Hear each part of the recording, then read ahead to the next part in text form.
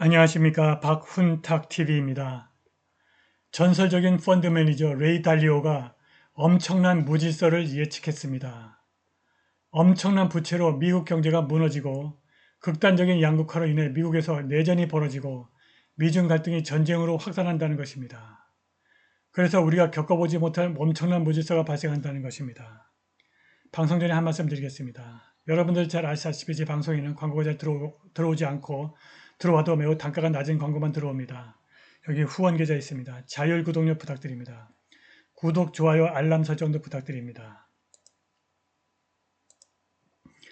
얼마 전 은퇴한 전설적인 펀드 매니저 레이 달리오가 최근 타임지에 실은 기고문에서 어마어마한 무질서를 예측했습니다. 소개해드리겠습니다.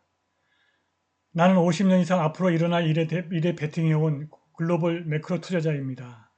나는 오랜 시간 동안 온갖 장소에서 온갖 종류의 사건과 주기를 겪어왔고 이로 인해 이러한 사건과 주기가 어떻게 작동하는지 연구하게 되었습니다.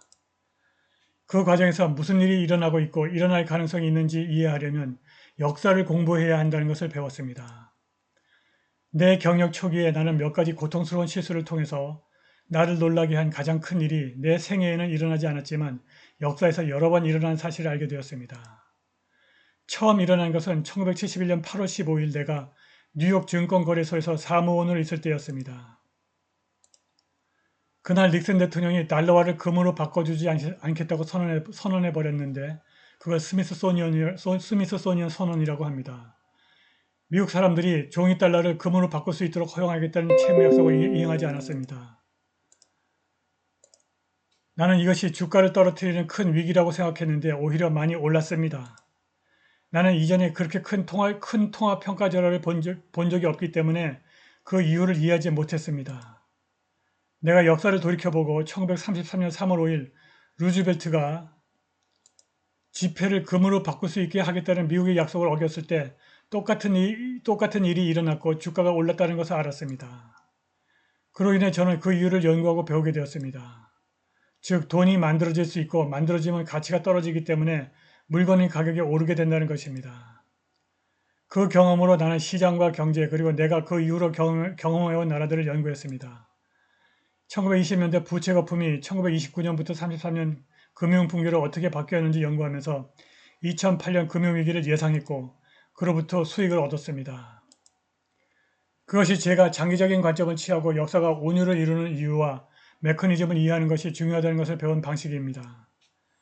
몇 년 전 나는 1930년부터 45년에 일어난 세 가지 큰일이 최근에 또 일어난 사실을 알게 되었는데 그들은 첫째, 1930년부터 45년 이후 가장 많은 양의 부채, 가장 빠른 부채 증가율입니다. 중앙은행이 이 기간에 가장 많은 양의 돈을 인쇄하고 부채를 매입했습니다. 둘째, 1930년에서 45년 이후 부우, 소득, 가치, 포퓰리즘의 가장 큰 격차. 셋째, 가장 중요한 것은 1930년부터 45년 이후 미국과 중국 사이에서 벌어지고 있는 가장 큰 국제 강대국 갈등입니다. 나는 여기에 두 가지 새로운 추세를 추가합니다. 첫째, 기후변화를 포함한 자연현상, 가뭄, 홍수, 전염병. 둘째, 1차 및 2차 산업혁명, 컴퓨팅, AI 혁명과 같이 일반적으로 생산성과 생활 수준의 진화적 진보를 가져온 기술의 발명으로 이어지는 학습. 나는 이것을 5대 세력이라고 부릅니다. 나는 그들이 어떻게 서로에게 영향을 미치고 논리적인 방식으로 변화하여 세계 지수에 큰 변화를 가져오는 빅사이클을 만들어내는지 보았습니다. 저는 이러한 각각의 힘과 그 힘이 상호작용하는 방식을 이해하고 따른다면 세계 지수를 변화시키는 거의 모든 것을 이해할 수 있다는 것을 깨닫게 되었습니다. 그것이 내가 하려고 하는 것입니다. 우리가 있는 곳과 앞으로 벌어질 사태에 대해서 알아보겠습니다. 첫째, 금융과 경제적 세력입니다. 미국에서 우리는 내가 단기 부채 사이클이라고 부르고 사업 사이클로 알려진 것의 중간에 있습니다. 이 단기 사이클은 평균 7년 지속하는데 약 3년 지났습니다. 1945년 새로운 통화질서 브레튼 우드 시스템이 출범한 이래 12.5개의 단기 사이클이 있었습니다. 그러니까 지금 우리는 13번째 단기 사이클의 중간쯤에 있습니다. 바로 이때 중앙은행이 인플레이션과 싸우려고 통화를 긴축하고 바로 그 이후에 경기 침체가 18개월 지속합니다. 우리는 또한 부채 수준이 너무 높아 인플레이션에도 불구하고 충분히 높은 이자율을 사용하기 어렵기 때문에 장기 부채 주기의 마지막 위험한 부분에 있습니다. 다시 말해서 지속 불가능한 부채 증가로 인해서 우리는 지금 금융 질서를 바꿀 주요 변곡점에 접근하고 있습니다. 지금 우리는 금융 질서에 큰 변화를 가져올 부채, 금융, 경제의 구조조정에 접근하고 있는 것 같습니다. 막대한 적재 때문에 재무상이 국채를 팔아야 하는데 그에 대한 적절한 수요가 없을 것 같습니다. 그렇게 되면 금리가 훨씬 더 높아지거나 연준이 많은 돈을 인수해서 국채를 매입하고 달러 가치가 더 떨어질 것입니다. 이런 이유로 부채 재정 상태는 향후 18개월 동안 아마도 매우 심각하게 악화될 수 있습니다. 두 번째, 국내 질서 세력입니다. 미국에서 우리는 포퓰리스트 극단주의자 인구의 비율이 증가하고 있는 것을 목격하고 있습니다. 이미 우파의 약 20에서 25%가 극우파이고 좌파의 10에서 15%가 극좌입니다. 역사에서 부와 가치의 격차가 크게 벌어지는데 경제 상황이 나빠지면 양측의 포퓰리즘이 심화되고 갈등이 심화되는 현상이 반복적으로 발생했습니다. 그런 시기에 인구의 상당 부분이 타협보다는 그들을 위해서 싸우고 승리하겠다고 다짐한 포퓰리즘 정치 지도자를 선택하는 경향이 있습니다. 내 책에서 나는 지금 미국의 상태를 일종의 내전과 국내 질서의 변화 직전에 도래하는 내부 질서 순환의 5단계라고 설명했는데 그것이 지금 일어나고 있는 일입니다. 앞으로 18개월은 점점 더 치열해지는 큰 선거 기간이 될 것이고 이는 훨씬 더 큰 정치적 갈등으로 이어져서 좌파와 우파 사이의 분열을 더욱 날카롭게 만들 것입니다. 어떤 관점을 갖고 있든 앞으로 18개월 동안 우리가 일종의 내전으로 접어들고 있다는 것은 분명합니다. 세 번째, 국제 세계 질서 세력입니다.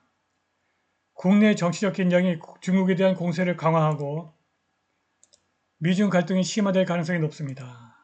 미국에서 대부분의 사람들이 반중국이고 공직에 출마하는 사람들은 선거가 있는 해에 서로 중국 때리기를 원할 것이기 때문입니다.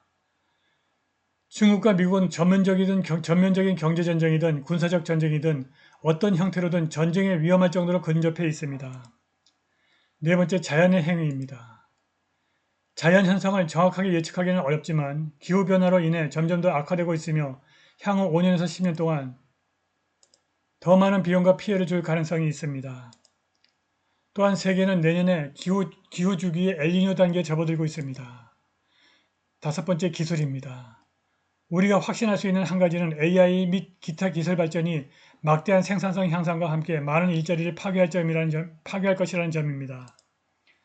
레이 달리오는 지난 수십 년 동안 우리가 익숙해진 질서 있는 방식으로 일이 진행될 것이라고 가정하는 사람들은 변화에 충격을 받고 아마도 상처를 입을 것이라는데 의심의 여지가 없다면서 그러나 자신이 글로벌 거시 투자자로서 50년 동안 배운 가장 중요한 것은 자신이 틀릴 수 있다는 것이라고 말했습니다. 그런데 달리오의 불길한 예측은 틀리지 않을 것 같습니다. 연준의 경제학자들이 높은 금리로 인해 다가오는 재앙을 경고했고 군사평론가 더글라스 맥거리거 대령은 좌우파의 갈등이 내전으로 확산해서 2024년 선거를 치르지 못할 것이라고 예측했는데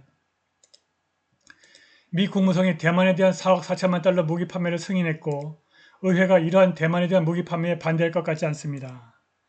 레이 달리오가 엄청난 무지수를 예측했는데 그렇게 될 것 같습니다. 오늘 방송은 여기까지입니다. 감사합니다.